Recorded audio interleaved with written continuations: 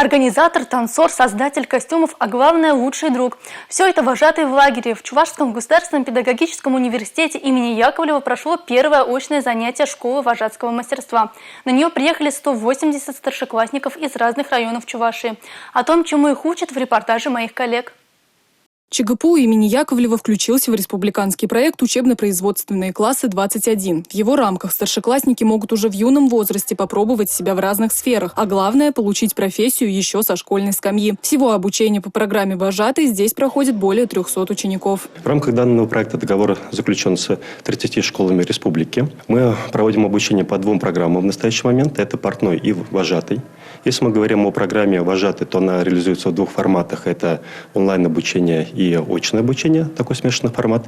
И есть формат полностью офлайн, когда еженедельно школьники приходят на занятия к нам в университет. Для школьников организовали несколько занятий по разным направлениям. Преподавателями стали студенты, которые не первый год знакомы с работой в детских лагерях. Вожатый должен уметь абсолютно все. Ребят учили ставить номера, работать в команде и даже танцевать. Ребята большие молодцы, потому что они понимают про то, что вроде танцы для кого-то это вот что-то для отдыха и так далее, но с помощью него можно выразить очень многое. И для вожатых в лагере всякие концерты, номера, это очень важно, чтобы дети через танец показывали свою эмоцию.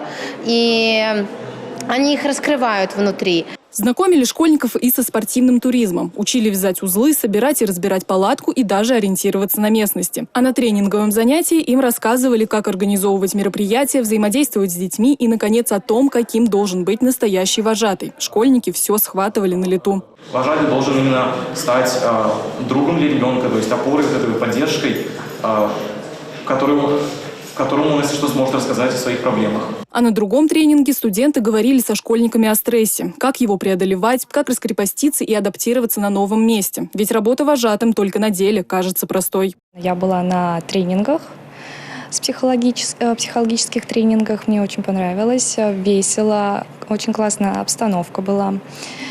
Как и морально, так и физически тебя поддерживали на этих тренингах. Для меня профессия вожатым – это, во-первых, ассоциация с детьми. А с детьми работать всегда весело и всегда классно. Все эти ребята уже сейчас могут работать помощниками вожатых, а когда достигнут совершеннолетия, полностью взять на себя ответственность за весь отряд. Тем более, после такой обширной базы знаний и умений им будет под силу многое. Анна Центовская, Николай Скворцов, Республика.